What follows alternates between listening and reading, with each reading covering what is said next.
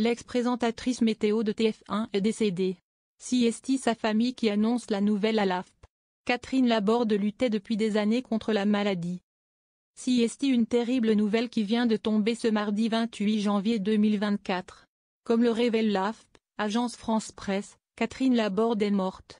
L'ancienne présentatrice de la météo sur TF1 nous a quittés à l'âge de 73 ans, alors qu'elle souffrait depuis plusieurs années de la maladie à corps de Lévy, un mélange de Parkinson et d'Alzheimer. CST sa famille qui a annoncé sa disparition.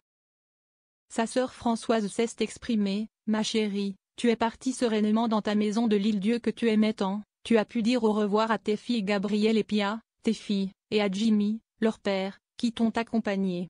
Et ton mari Thomas était à côté de toi pour tes dernières heures. Geneviève et moi étions avec toi la semaine dernière, pour des rires entre sœurs, pour évoquer aussi nos souvenirs, notre enfance avec papa et maman et chanter les chansons que tu aimais. Tu nous as fait cet immense cadeau de nous offrir des derniers moments de conscience et de lucidité. Tu es partie ma chérie tout doucement, silencieusement, apaisée. Nous t'aimons tant. Ce soir, le ciel bas et lourd pèse comme un couvercle, sur l'esprit gémissant en proie au long ennui. Spleen Charles Baudelaire. Elle était connue pour annoncer la pluie et le beau temps sur TF1 pendant 28 ans, du 11 juillet 1988 jusqu'au 1er janvier 2017. Elle a présenté le bulletin météorologique sur cette chaîne. Son sourire et sa voix posée étaient capables d'annoncer les tempêtes les plus rudes et les chaleurs les plus fortes avec douceur. Née le 8 mai 1951 à Bordeaux en Gironde, Catherine Laborde a obtenu une licence d'anglais et a suivi des cours d'art dramatique. CST en tant que comédienne qu'elle a débuté sa carrière.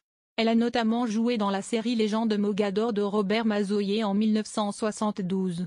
Un an après, elle était au théâtre dans l'église de Louis-Ferdinand Céline, et a obtenu son premier rôle dans un film. Voyage en Grande Tartarie de Jean-Charles Takela. Quelques années plus tard, alors qu'elle poursuit son expérience au cinéma, à la télévision et au théâtre, TF1 cherche sa nouvelle présentatrice météo. CST grâce à sa sœur Françoise Laborde, qui était à l'époque responsable au service économique de TF1, qu'elle soumet sa candidature.